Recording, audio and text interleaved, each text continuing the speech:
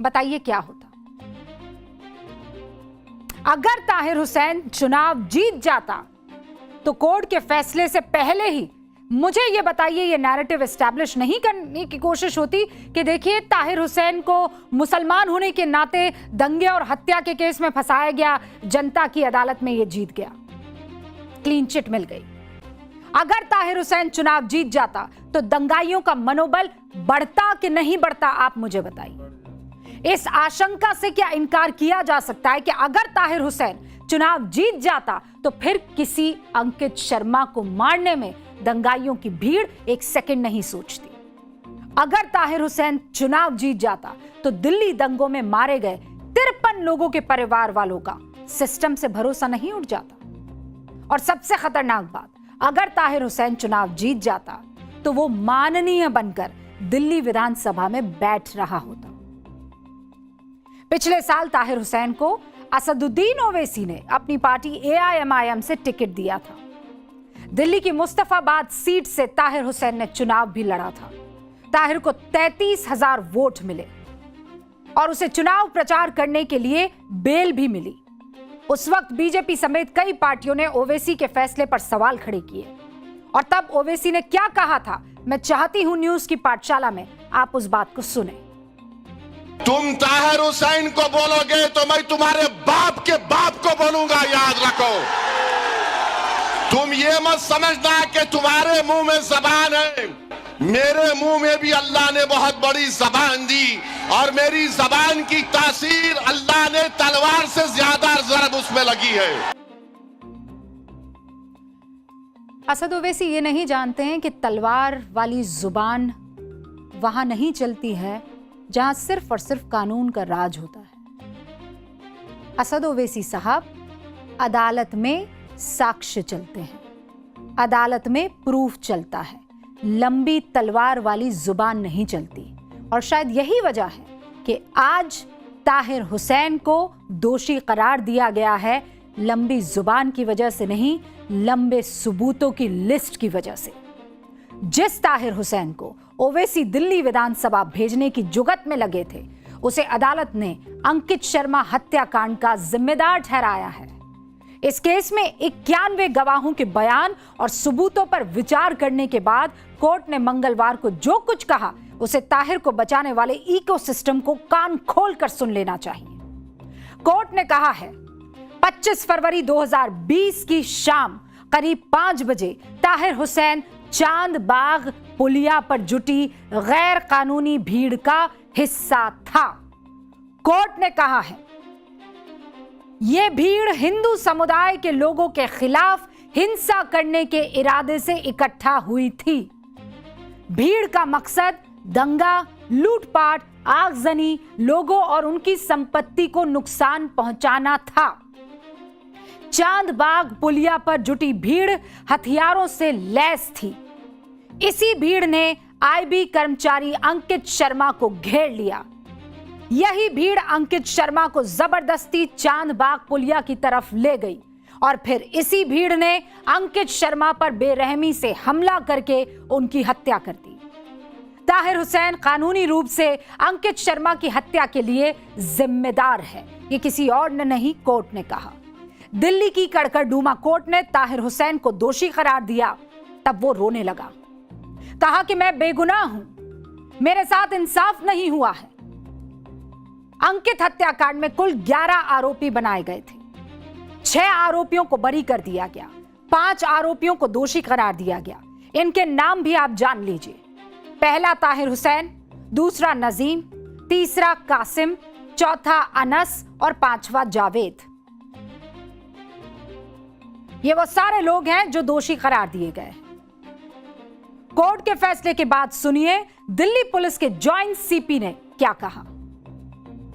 आम आदमी पार्टी के जो पार्षद हैं ताहिर हुसैन, उनको भी हत्या में और किडनैपिंग अबडक्शन जो है 365 की जो धारा है उसमें दोषी पाया गया है।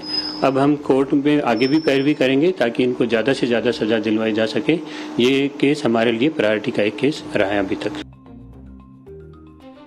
जॉइंट CP सुरेंद्र कुमार जो बात कह रहे हैं कि हमारी प्रायोरिटी है। जब ये दंगे हो रहे थे तो एक मीडिया कर्मी की भी यही प्रायोरिटी थी और एक मीडिया संस्था की भी यही प्रायोरिटी थी कि जो उसे दिख रहा है वो दिखाया जाए। मेरे फ़ोन में अभी भी वो तस्वीरें लॉक हैं और मैं आपको वो तस्वीरें दिखाती हूँ। आज सुबह मैं इन्हें तलाश रही थी। ये 2020 की बात है और मैंने आप लोगों के लिए वो तस्वीरें आज खोज कर रखी है क्योंकि अभी 2026 चल रहा है। ये वो तस्वीरें हैं, पता नहीं कितना अच्छे से हाँ ओके। अब ये मैं आपको पहली तस्वीर दिखाती हूँ। यही है वो ताहिर हुसैन का घर। ये मैंने अपने फ़ोन से ली है, ठीक है। नॉर्थ ईस्ट दिल्ली, मुस्तफ़ाबाद आपको दिखाई दे रहा है, 27 फरवरी 2020, ठीक है। ये मैं इसको दिखाई दे रहा है आपको। ये सारे मीडिया कर्मी हैं नीचे जो आपको दिखाई दे रहे हैं। ये जगह जगह चीज़ों को देख रहे हैं, ठीक है। फिर आप इन तस्वीरों को देखिए, ये तस्वीर आपको नज़र आ रही है। ये वहाँ पर ऐसी भी चीज़ें हमको दिखाई दी। ये मैंने अपने कैमरे से ली है। ये सुतली बॉम्ब सा दिखता हुआ कुछ। फिर आप ये देखिए, ये किसी कोल्ड ड्रिंक की बॉटल है और उस बॉटल में आपको ये दिखाई दे रहा है ऊपर की तरफ कपड़ा सा कुछ ठूसा हुआ। इसके अंदर या हाँ ये देखिए, मैं जूम कर देती हूँ। ये देखिए, ये पेट्रोल बॉम्ब बनाया। ये मेरे कैमरे से ली गई तस्वीरें हैं। ये देखिए उस वक्त का जो मंजर, आप ये पूरा घर देख रहे हैं, पूरा घर आपको दिखाई दे रहा है। यहाँ अंदर शायद कुछ फेंका गया और उसके बाद इस पूरे घर को आग लगा दी गई। एक और तस्वीर आपको दिखाती हूँ। मतलब इतनी कंक्रीट। ये सामने की वो सारी की सारी इलाके हैं जहाँ पर हिंदू बहुल इलाका है। सामने की तरफ ये वो पूरा इलाका है। आप देखिए किस तरीके का मंजर था। ये पूरा घर जला हुआ है, ठीक है। ये उस वक्त की तस्वीरें हैं। पूरे के पूरे इलाके में सिर्फ और सिर्फ आपको धुएं का गुबार से, ये देखिए, ये वो तस्वीरें हैं जब उस वक्त मैं रिपोर्टिंग कर रही थी। तब हमने बाकायदा, मैंने अपने कैमरे में ली थी। ये वो तस्वीर है। आप वो जालियों के पीछे एक बार फिर से वो दिखाइएगा, बार बार ये रिपीट होंगी। जाली के पीछे पूरा एक ये जो पीछे आपको वो रंग बिरंगा दिख रहा है और तिरंगे जैसा रंग है उस दरवाजे का, गेट का, कॉलोनी के गेट का।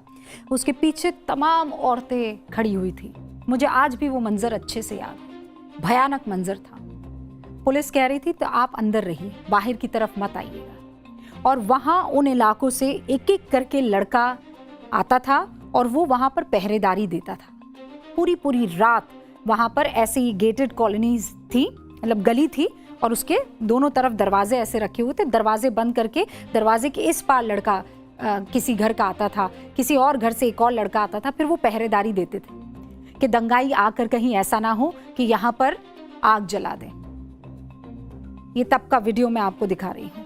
जब सुरक्षाकर्मी वहाँ पर तैनात किए गए थे तो वो हमको उस इलाके में इसलिए भी नहीं जाने दे रहे थे क्योंकि बहुत सेंसिटिव माहौल था।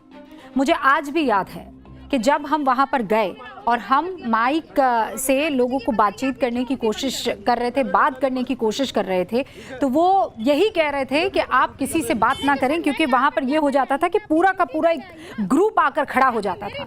मान लीजिए मैं किसी से बात कर रही हूँ, मैंने माइक ऐसे सामने किया और वहाँ पर अक्सर ये देखा जाता था कि पूरा का पूरा ग्रुप आकर खड़ा हो जाता और वो आपको लगातार एक टुक देख रहा होता।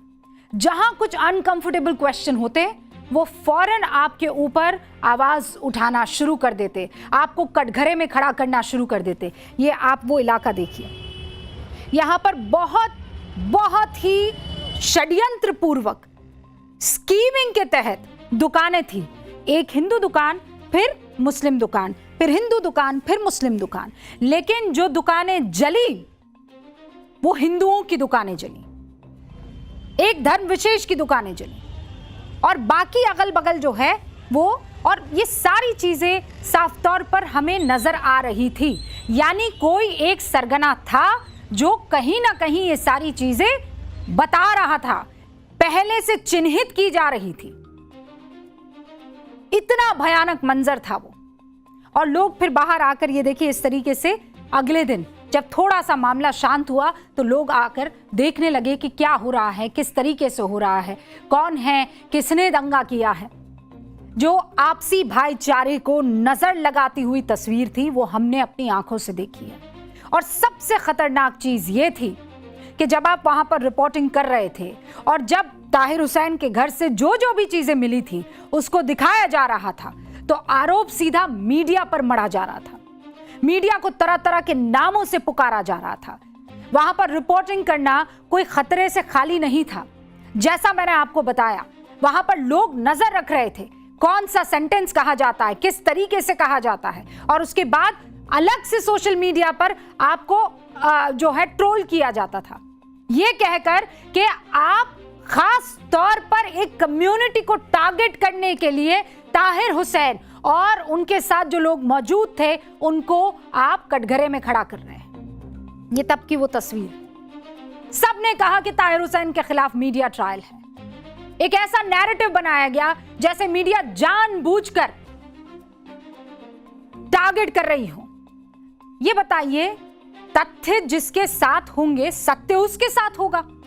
जो सच है वही परोसा जाएगा। झूठ कितने दिन टिक सकता है? और कोर्ट में क्या हुआ? आपने तरह तरह के नाम पुकारे। इस इकोसिस्टम ने मीडिया को बदनाम करने की कोशिश की। इस इकोसिस्टम ने वहां पर रिपोर्टिंग कर रहे मीडिया कर्मियों को बदनाम करने की कोशिश की। ये बताने की कोशिश की कि देखिए ये कैसे दानव है जो एक कम्युनिटी विशेष को जो है बकायदा कटघरे में खड़ा कर रहे हैं और गलत साबित कर रहे हैं, जबकि दोषी को ही, आज की तारीख में जो दोषी है उसी पर सवाल उठाए जा रहे थे कि ऐसा कैसे हो सकता है कि आपके घर पर वो पेट्रोल बम मिल जाए, ऐसा कैसे हो सकता है कि असले आपके घर पर मिल जाए, ऐसा कैसे हो सकता है कि तमाम तरीके की तस्वीरें आपके इर्द गिर्द की यही इशारा करते रहे। और इसीलिए जो लोग ताहिर हुसैन को क्लीन चिट दे रहे हैं उन्हें अंकित शर्मा का चेहरा याद करना चाहिए, बार बार उसे देखना चाहिए। जिन लोगों की जुबान पर, और हम हर उस शख्स के साथ है जिसकी लिंचिंग हुई है, चाहे वो अखलाक हो, चाहे वो पहलू हो, चाहे वो तबरेज हो, लेकिन आपने एक चीज नोट की है, ये इकोसिस्टम कितना खतरनाक है। अखलाक और पहलू और तबरेज, इन सब के नाम बोलते वक्त आप कभी नहीं सोचेंगे कि नाम वही था कि कुछ और था। आपने वो सारे नाम अच्छे से रटे होंगे क्योंकि उनके साथ नाइंसाफी हुई। लेकिन पालघर के साधुओं का नाम आपको याद है? कोई एक बता सकता है मुझे? अंकित शर्मा आज मैंने आपको याद दिलाया, इसीलिए आपको पूरा नाम याद होगा, वरना आपको याद था कि आईबी ऑफिसर जो नाले में जिसकी लाश मिली थी वो कौन था? जो लोग पहलू खान का नाम लेते नहीं भूलते हैं,